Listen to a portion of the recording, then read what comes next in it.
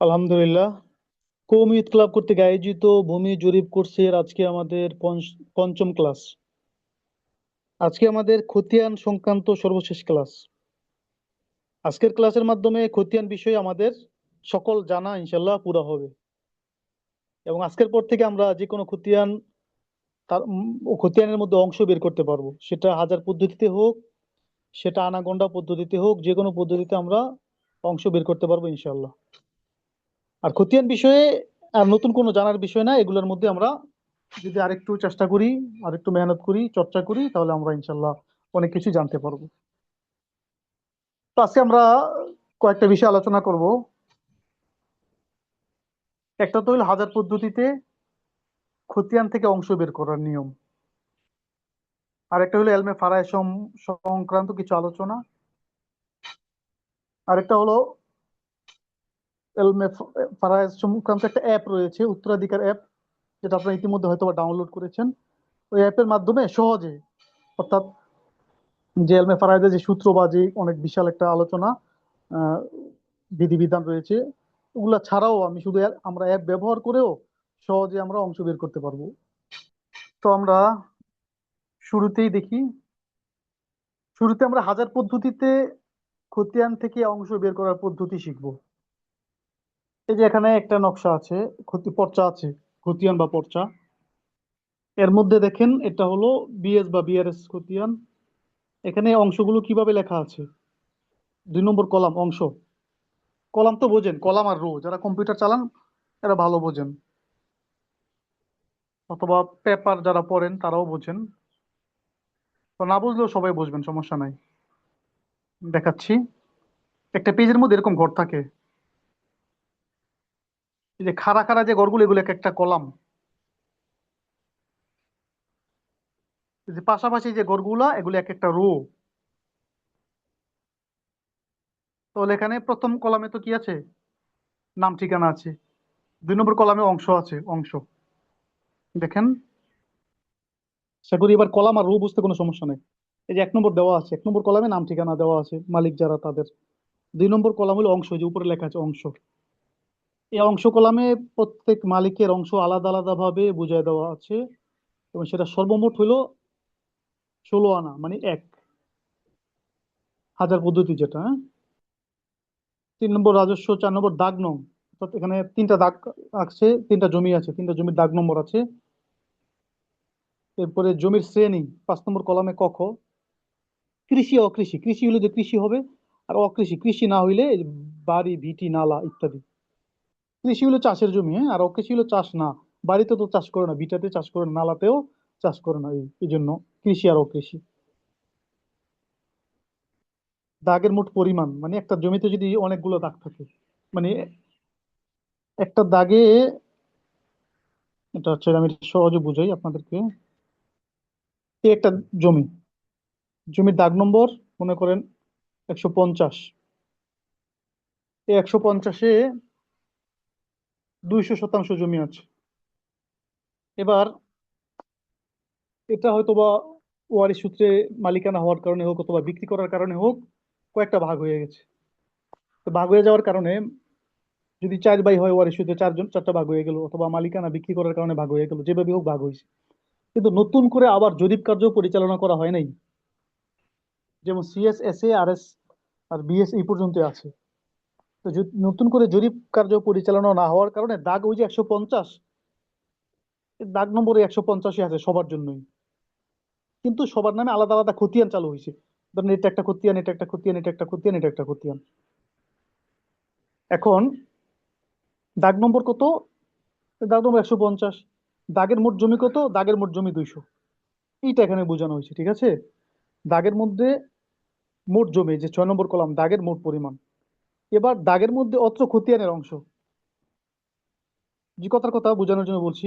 এখানে মোট জমি আছে 200 না, তাহলে যেহেতু জমিটা 4টা ভাগ হয়ে গেছে, তাহলে এখানে একটা খতিয়ান জারি হইলো, এই নামে একটা খতিয়ান জারি হইলো, তাহলে এখানে কত, 50 শতাংশ হবে না, এরকমই আর কি। মোট জমি ওইখানে ধরেন এত অংশ, আর অত্র খতিয়ানের অংশ এত অংশ। ওই অত্র খতিয়ানটা ভাগ হয়ে চলে আসলো যাদের নামে তাদের। এরপরে আছে অংশ অনুযায়ী জমির পরিমাণ একর অযুতাংশ। এই প্রথম জমিটা আছে 1 একর 0.500 শতাংশ অযুতাংশ। দ্বিতীয়টা আছে 500 অযুতাংশ। তৃতীয়টা আছে 0.090 অযুতাংশ। মোট হলো 1 একর 95 অযুতাংশ। তিনটা জমিতে এখানে। এবার হাজার পদ্ধতিতে যে পর্চাগুলো আছে অধিকাংশদের ক্ষেত্রে কোনোটা শতাংশ লেখা আছে সরাসরি, আর অধিকাংশের মধ্যে অযুতাংশ থাকে। অযুতাংশ থাকলে এটাকে আমাদের শতাংশ ধরতে হবে। কিভাবে, আমরা কিভাবে বের করব? আমরা শিখেছি 100 শতাংশে 100 অযুতাংশে 1 শতাংশ। তাহলে যে প্রথম যে জমিটা আছে 1 একর 0.500 অযুতাংশ, 1 একর 0.500 অযুতাংশ। তাহলে এখানে মোট কত শতাংশ জমিটা আমাদের আগে হিসাব করতে হবে না? 1 একরে তো কি 100 শতাংশ। আর এই যে অযুতাংশ, এখানে কত শতাংশ হবে? এখানে পিছনে এটা শূন্যটা তো পিছনেটা বাদ রইল 500। 500 অযুতাংশ। 500 অযুতাংশে কত শতাংশ? 100 দিয়ে ভাগ করতে হবে। 500 ভাগ 100, 5 শতাংশ।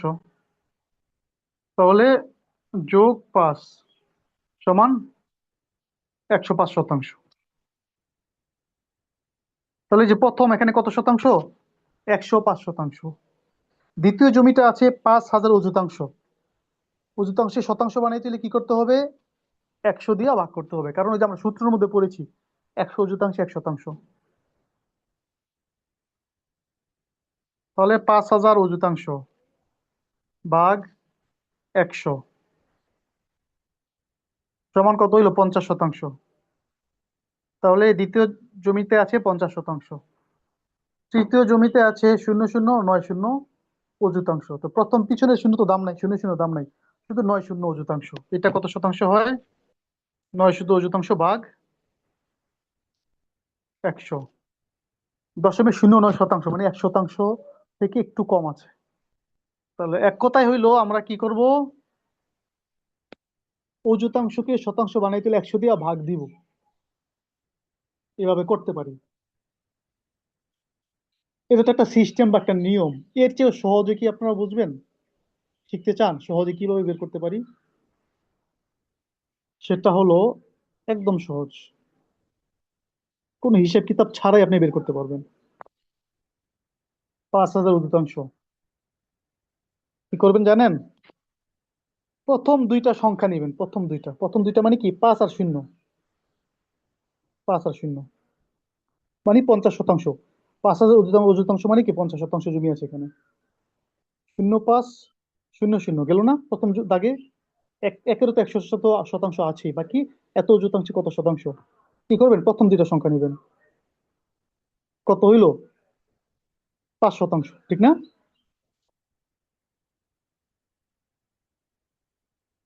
এরপরে ওই যে 0.090, প্রথম দুইটা সংখ্যা নিলে 0.0 মানে 1 শতাংশ না, মানে কি 9.9 শতাংশ। অযুতাংশ থাকলে এভাবেই বের করতে পারি, হ্যাঁ। যদি আপনারা বুঝে থাকেন তাহলে বলেন তো দেখি, এখানে কত শতাংশ জমি আছে কমেন্ট করেন। এখানে কত শতাংশ জমি আছে দুইটা কমেন্ট করেন, দুটোটাই, প্রথমটা দ্বিতীয়টা। 43 আর 9, হ্যাঁ, কত শতাংশ?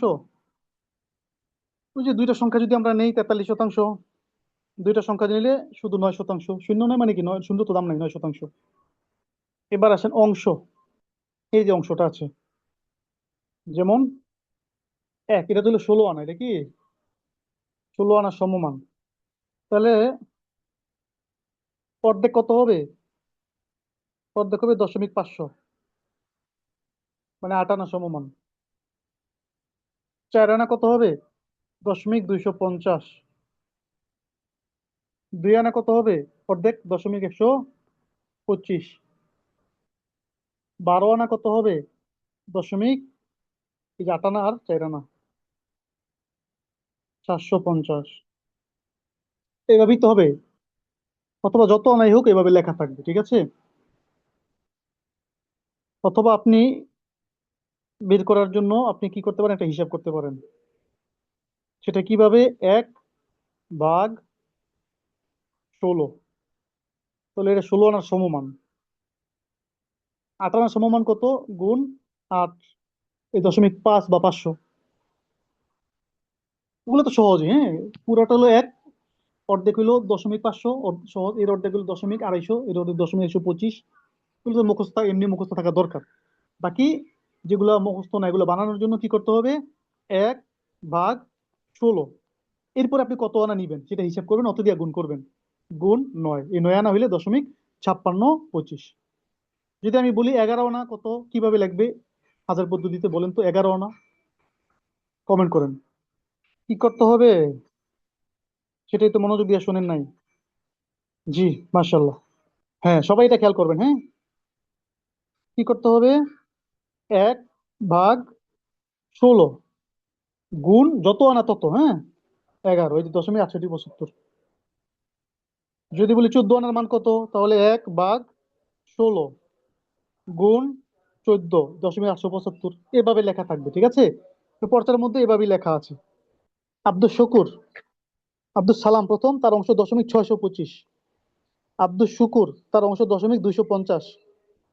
আব্দুর রহিম 0.125। ঠিক আছে? তাহলে 0.625, মানে 500 আর হইলো 125, 9 আনা সমমান, ঠিক আছে না? দ্বিতীয়টা আব্দুল শুকুর 250, মানে 4 আনা সমমান। আব্দুর রহিম, তার অংশ 0.125, 2 আনা সমমান, এই তো। এটা হলো তার অংশ। এবার হাজার পদ্ধতিতে অংশ আমরা কিভাবে বের করব? প্রত্যেকের অংশ আলাদা আলাদা ভাবে। সূত্র কি? আমরা তো পড়েছিলাম কিসের মধ্যে? আনাগোন্ডা পদ্ধতিতে, অংশ গুণ জমির পরিমাণ ভাগ 16 আনা, মনে আছে? আর এখানে একদম সহজ, এখানে কোনো ঝামেলা নাই, একদম ঝামেলা মুক্ত। শুধু অংশ গুণ জমির পরিমাণ, বাস। সবাই মুখস্থ করেন, অংশ গুণ জমির পরিমাণ, অংশ গুণ জমির পরিমাণ। এবার আমরা হিসেব করি। এখানে জমি তো আছে 3টা, হ্যাঁ। 1014 দাগে একটা, 1024 দাগে একটা, 1034 দাগে একটা। তাহলে প্রথম দাগে জমি আছে 1 একর 5 শতাংশ, মানে 105 শতাংশ।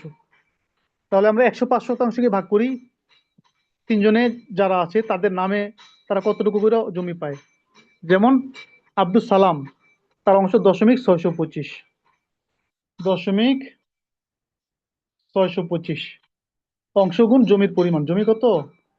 105 গুণ 105 কত হইল? 65.625। অর্থাৎ 105 শতাংশের মধ্যে সে 65.62 শতাংশ জমি পাইল। ঠিক আছে? 2 নম্বর আমরা দেখি 2.250। তাহলে অংশ গুণ জমির পরিমাণ, অংশ কত? 2.250 গুণ জমির পরিমাণ কত? 105। কত পাইলো? 26.25, 26 শতাংশ জমি পাইলো, হ্যাঁ। 26। 3 নম্বরে আছে কে? আব্দুর রহিম, তার অংশ 0.125, মানে 2 আনা সমমান। 0.125 গুণ ওই জমির পরিমাণ 105, 105 আমরা হিসাব করতেছি, এই জন্য 105 দশমিক 13.125, না? 13.125। তো এই তো 13.125 পাইলো একজনে, একজনে 26.25, একজনে 65.625। এবার আমরা মিলাই দেখি মোট 105 হইলো কিনা, ঠিক আছে? 65.625, 26.25, 13.125। দেখেন তো 105 হয়ে গেল না? 105 শতাংশ সবাইকে তার অংশ অনুযায়ী আমরা বুঝাই দিলাম। তো এখানে কি আব্দুর রহিমের নামের জায়গায় কি আব্দুল সালামের নামের জায়গায় কি আছে সে 65 শতাংশ জমি পেয়েছে? ওটা তো নাই। বরং তার অংশ দেওয়া আছে, অংশ অনুযায়ী আমরা হিসাব করলাম, অংশ গুণ জমির পরিমাণ বের হয়ে গেল। আব্দুল শুকুর, তার অংশ 250 দেওয়া আছে, কিন্তু তার কত শতাংশ সেটা দেওয়া নাই, আমরা হিসাব করলাম, 26 শতাংশ পাইলাম। আব্দুর রহিম, তার অংশ দেওয়া আছে 125, কত শতাংশ দেওয়া নাই, আমরা হিসাব করলাম, পেয়ে গেলাম 13 শতাংশ। এভাবে আমরা কি করব? হাজার পদ্ধতিতে খতিয়ান থেকে অংশ বের করব। কি বলেন, সহজ না? এবার আসলে আমরা দ্বিতীয় পার্টে চলে যাই, মানে দ্বিতীয় বিষয়ে। দ্বিতীয় বিষয়ে তো আমরা ইলমুল ফারায়েজ সম্পর্কে একটা সংক্ষিপ্ত আলোচনা করব, হ্যাঁ। কারণ এটা তো একটা ফর্ম বা একটা সাবজেক্ট, এটা বিস্তারিত, এটা তো আর এক ক্লাসে সম্ভব না, বা এটা সহজেই সম্ভব না। তুমি একটা ধারণা দিব, ঠিক আছে? যে রাসূল করিম সাল্লাল্লাহু আলাইহি ওয়াসাল্লাম বলছেন কি, তাআল্লামুল ফারাইজ ওয়া আল্লিমুহান নাস ফাইন্না নিসফুল ইলম। তোমরা ইলমে ফারাইজ শিক্ষা করো, লোকদেরকে শিক্ষা দাও, কারণ এটা কি ইলমের অর্ধেক। তো ইলমে ফারাইজটা সম্পৃক্ত হয় কিসের মাধ্যমে? মানুষ মৃত্যুবরণ করলে। মানুষের দুইটা অবস্থা, একটা জীবিত একটা মৃত। মৃত্যুবরণ করার পরেই ইলমে ফারাইজ সম্পৃক্ততা তৈরি হয়। তো মানুষ যখন মৃত্যুবরণ করে, তাহলে তার যে সম্পদ আছে, এটার তিনটা অবস্থা, মানে চারটা হক আদায় করতে হয়। প্রথমত ক্রমান্বয়ে কয়টা হক? চারটা হক আদায় করতে হয়। এক নম্বর হলো তার দাফন কাফনের ব্যবস্থা করতে হয়। দাফন কাফনের ক্ষেত্রে অপচয় করা যাবে না, কার্পণ্য করা যাবে না, মধ্যম পন্থায় তার দাফন কাফনের ব্যবস্থা করতে হবে। দুই নম্বর হলো যে সম্পদ থাকে দাফন কাফনের পরে, সেটা দিয়ে তার ঋণ পরিশোধ করতে হবে, ঋণ থাকলে ঋণ পরিশোধ করতে হবে। তিন নম্বর হলো ঋণ পরিশোধের পরে, দাফন কাফনের পরে যে সম্পদ থাকে এর থেকে ওসিয়ত থাকলে পুরা করতে হবে, এক তৃতীয়াংশ মালের দ্বারা, মালের তিন ভাগের এক ভাগ দ্বারা ওসিয়ত পুরা করবে। চার নম্বর হলো তিনটার পরে দাফন কাফন, ঋণ পরিশোধ, ওসিয়ত পুরা করার পরে যে সম্পদ থাকবে, এগুলা ওয়ারিসদের মাঝে বন্টন করা হবে। ওয়ারিস কারা? ওয়ারিসদের আবার ভাগ করা হয়েছে দুইটা ভাগ। একটা হলো আসাবুল ফারায়েজ, একটা হলো আসাবা। আসাবুল ফারায়েজ কারা? যাদের অংশ কোরআনুল কারিমে নির্দিষ্ট আছে, যাদের অংশ কোরআনুল কারিমে নির্দিষ্ট আছে তাদেরকে কি বলে? আসহাবুল ফারায়েজ। আসহাবুল ফারায়েজ। আসাবুল ফারায়েজের অংশ কোরআন কারিমে নির্দিষ্ট আছে যাদেরকে, তাদেরকে বলে আসাবুল ফারায়েজ। আর এগুলো আল আসাবাত, বহুবচন। আসাবাতুনের বহুবচন আল আসাবাত। আসাবা। আসাবা কারা? আসাবা হলো আসহাবুল ফারায়েজের অংশ দেওয়ার পরে, কোরআন কারিমে যাদের অংশ নির্দিষ্ট, এই অংশ দেওয়ার পরে বাকি অংশ যারা পায় তারা হলো আসাবা। তো আসহাবুল ফারায়েজ যারা, তারা মোট কতজন? আসহাবুল ফারায়েজ হলো 12 শ্রেণীর লোক। কতজন? কত শ্রেণী? 12 শ্রেণীর। এর মধ্যে 4 জন পুরুষ, 8 জন মহিলা। মানে 4 প্রকার হলো পুরুষ, 8 প্রকার হলো মহিলা। পুরুষ কারা? পুরুষ হলো পিতা, দাদা, স্বামী, আখলি উম্মিন মানে বৈপিত্রীয় ভাই। বৈপিত্রীয় ভাই মানে মা শরিক ভাই, মা এক বাপ দুই, সেটা হলো বৈপিত্রীয় ভাই বা আখলি উম্মিন। তাহলে এই 4 প্রকার মুখস্থ করে ফেলেন সবাই। পিতা, দাদা, স্বামী, আখলি উম্মিন মানে মা শরিক ভাই। এটা বলেন মা শরিক ভাই, তাহলে সহজ হবে। এদের অংশ কোরআন কারীমের মধ্যে নির্দিষ্ট আছে। ডান পাশে দেওয়া আছে দেখেন, সুদুস মানে 6 ভাগের 1 ভাগ পাবে যদি ছেলে থাকে, ছেলে ছেলে থাকে। সুদুস মাল আসাবা, 6 ভাগের 1 অংশ পাবে, আসাবাও হবে। মেয়ে থাকলে মেয়ের মেয়ে থাকলে শুধু আসাবাও হবে। যদি কেউ না থাকে, ছেলে মেয়ে কেউ না থাকে, তাহলে পিতা আসাবাও হবে। দাদা, দাদাও পিতার মতোই, তবে কয়েকটা জায়গায় ব্যতীত আছে, বা এখানে দেওয়া আছে দেখেন। স্বামী, স্বামীর অংশ 2 প্রকার, দুইটা হালত। একটা হলো নিসফ, 2 ভাগের 1 ভাগ পাবে, সন্তান ও ছেলের সন্তান না থাকলে অর্ধেক পাবে। মানে স্বামী আছে কিন্তু স্ত্রী মারা গেছে, স্ত্রীর সম্পদে স্বামী অর্ধেক পাবে, ছেলে মেয়ে না থাকলে স্ত্রীর। স্বামী 4 ভাগের 1 ভাগ পাবে, ছেলে সন্তান থাকলে, সন্তান সন্তানের সন্তান থাকলে। এরকম ভাবে আখলি উম্মিন মা শরিক ভাই, সুলুস পাবে একজন হলে, 6 ভাগের 1 ভাগ। সুলুস মানে 3 ভাগের 1 ভাগ পাবে একাধিক হলে। তাহলে মোট কথা হলো আমরা 4 জন। 4 জন হলো পুরুষ, পিতা, দাদা, স্বামী, মা শরিক ভাই। মহিলা হলে 8 জন। মহিলা কয়জন? 8 জন। স্ত্রী, কন্যা 8 জন, একদম সহজ। কিভাবে? স্ত্রী, কন্যা, ছেলের কন্যা। এরপরে হলো বোন, 3 প্রকার বোন। এক প্রকার হলো হাকিকি বোন, মানে সহোদর বোন, মা বাপ এক। 2 নম্বর হলো বাপ শরিক বোন, বাপ এক মা ভিন্ন। 3 নম্বর হলো মা শরিক বোন, মা এক বাপ ভিন্ন। এই বোন 3 জন। তো 6 জন হয়ে গেল। আর হলো মা আর জাদ্দা, জাদ্দা মানে দাদি নানি। এই মোট 8 জন। তো তাদের অংশ এখানে দেওয়া আছে, হ্যাঁ। স্ত্রী পাবে, মানে স্বামী মারা গেলে স্ত্রী পাবে। এখানে মৃত ব্যক্তির বাকি যারা থাকে এরা ওয়ারিস। তো স্ত্রী পাবে 4 ভাগের 1 ভাগ, রুবু। 4 ভাগের 1 ভাগ পাবে যখন স্বামীর সন্তান থাকে, ছেলের সন্তান থাকে। না থাকে তাহলে 4 ভাগের 1 ভাগ। আর থাকলে 8 ভাগের 1 ভাগ, সন্তান থাকলে 8 ভাগের 1 ভাগ। এরকম ভাবে কন্যা অর্ধেক পাবে যদি একজন হয়। সুলুসান মানে 3 ভাগের 2 ভাগ পাবে একাধিক হলে, কন্যা যদি একের অধিক হয়। আসাবা বিল গায়ের, অন্যের সাথে আসাবা হবে। যদি কন্যার সাথে ছেলে থাকে তাহলে আসাবা হয়ে যায়। এভাবে বিনতুল ইবিন, মেয়ের কন্যা, তাদের অংশ এখানে দেওয়া আছে। এরপরে উখত বোন, বোনদের অংশ এরকম নিসফ, একজন হলে অর্ধেক পাবে, 2 জন হলে একাধিক, একের অধিক হলে 3 ভাগের 2 ভাগ পাবে। আসাবা বিল গায়ের, অন্যের সাথে অন্যের দ্বারা আসাবা হয়। ভাই থাকলে, অন্যের সাথে আসাবা হয় মেয়ে থাকলে, সুকুত বঞ্চিত হয় ছেলে মেয়ে ইত্যাদি পিতা দাদা থাকলে, এভাবে তাদের অংশ দেওয়া আছে। এগুলো কোরআন একাডেমি বর্ণিত এগুলো, হ্যাঁ। মা মা সুদুস পাবে 6 ভাগের 1 ভাগ, সন্তান ছেলে সন্তান থাকলে। সুলুসুল কুল, পুরা সম্পদে 3 ভাগের 1 ভাগ পাবে কেউ না থাকলে। সুলুসে বাকি 3 ভাগের 1 অংশ, অবশিষ্ট 3 ভাগের 1 অংশ বাবার সাথে স্বামী স্ত্রীর কেউ থাকলে। এরকম জাদ্দা, তাদের অংশ এখানে দেওয়া আছে। অর্থাৎ এই যে এরা আসহাবুল ফারায়েজ, মোট হইলো 12 প্রকার। 4 প্রকার হইলো পুরুষ, আর 8 প্রকার হইলো নারী। পুরুষ কি? পিতা দাদা স্বামী মা শরিক ভাই। উম, মেয়ে হলো 8 প্রকার, কি কি? স্ত্রী কন্যা ছেলের কন্যা। আর বোন 3 প্রকার, হাকিকি বোন, আপন বোন, মা শরিক বোন, বাপ শরিক বোন। আর হইলো মা আর দাদি নানি। এটা হলো আসাবুল ফারায়েজ। এই আসাবুল ফারায়েজের অংশ নেওয়ার পরে কোরআন কারীমের সিদ্ধান্ত অনুযায়ী অংশ দেওয়ার পরে বাকি অংশ যারা পাবে তাদেরকে বলে আসাবা। তো কোরআন কারীমে যে তাদের অংশ বর্ণিত আছে, অংশগুলো কি কি? অংশগুলো হলো মোট 6টা। নিসফ, রুবু, সুমুন, সুলুসানে, সুলুস, সুদুস। 6টা অংশ। কয়টা অংশ? 6টা। নিসফ মানে 2 ভাগের 1 ভাগ, রুবু মানে 4 ভাগের 1 ভাগ, সুমন মানে 8 ভাগের 1 ভাগ। এটা হলো একটা পার্ট, এটা কি? এরপরে সুলুসানে, সুলুসানে মানে 3 ভাগের 2 ভাগ। সুলুস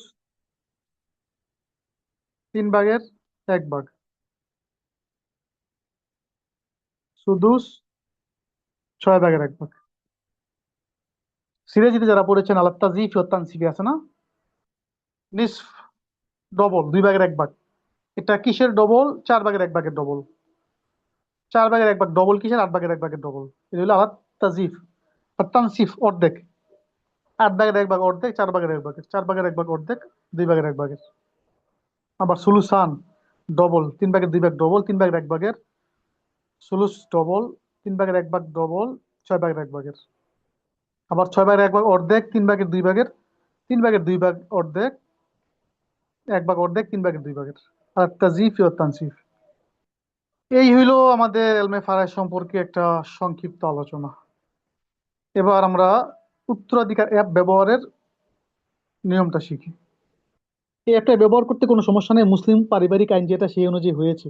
একটা জায়গায় একটু সমস্যা আছে, সেটা হলো এই যে আইয়ুব খানের যে মুসলিম পারিবারিক আইন আছে সেখানে মৃত পুত্রকে অংশ দেওয়া হয়। পিতা জীবিত আছে কিন্তু পুত্র আগে মারা গেছে, ওই মৃত পুত্র অংশ পায়। মৃত পুত্র অংশ পায় বলতে কি, মৃত পুত্রের যদি ছেলে মেয়ে থাকে তারা অংশ পায় সমান সমান, ছেলেদের মতোই।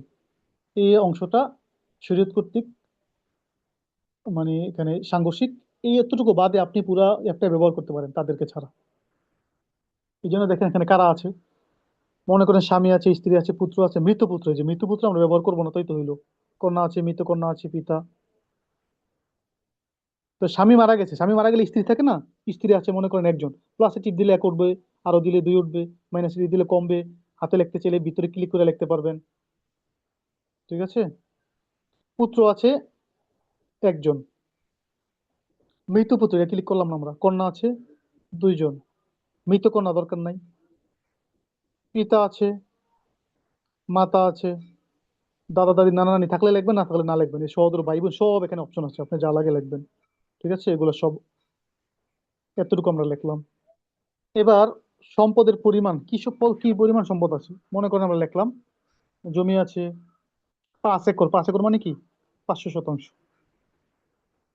টাকা আছে 8 লক্ষ, হ্যাঁ, 8 লক্ষ টাকা আছে। স্বর্ণ 100 ভরি আছে। এবার কি করবো আমরা? ফলাফলে টিপ দিব। এই যে সবার অংশ বের হয়ে গেছে।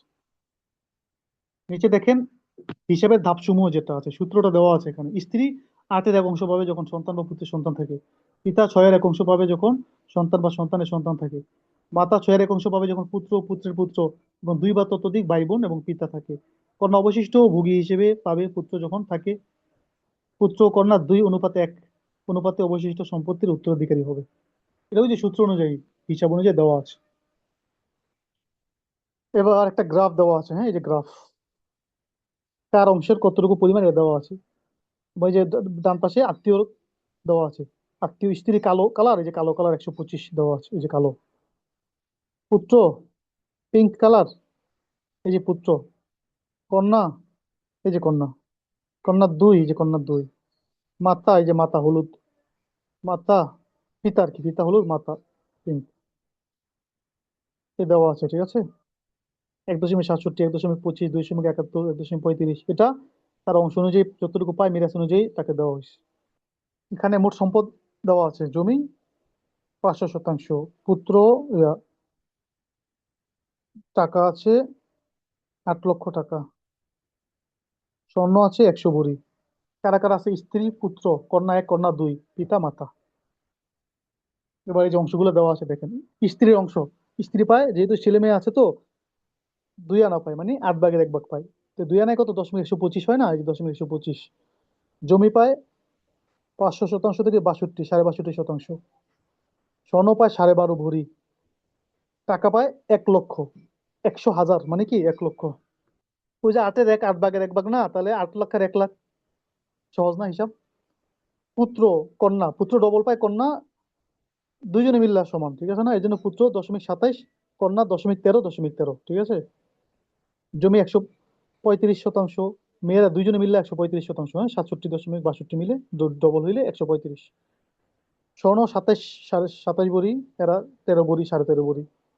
টাকা 2,18,000, পুত্র 2,16,000 আর কি হাজার, আর মেয়ে হলো 1,08,000 করে। পিতা 1.67, 6/1, মাতা 6/1। তাদের অংশ এবার দেওয়া আছে, হ্যাঁ। জমি 83% করে, স্বর্ণ 16.70 ভরি করে, টাকা হইলো 1,33,000 করে। এভাবে আমরা উত্তরাধিকার অ্যাপ ব্যবহার করে আমরা অংশ বের করতে পারি। আশা করি আজকের ক্লাসটা আমাদের খুবই উপকৃত হইলাম আমরা, এবং অনেক কিছু শিখলাম এবং খুবই উপভোগ্য হইল। খতিয়ান সংক্রান্ত আমাদের ক্লাস শেষ। আজকের আমাদের মূল ক্লাস এই পর্যন্তই।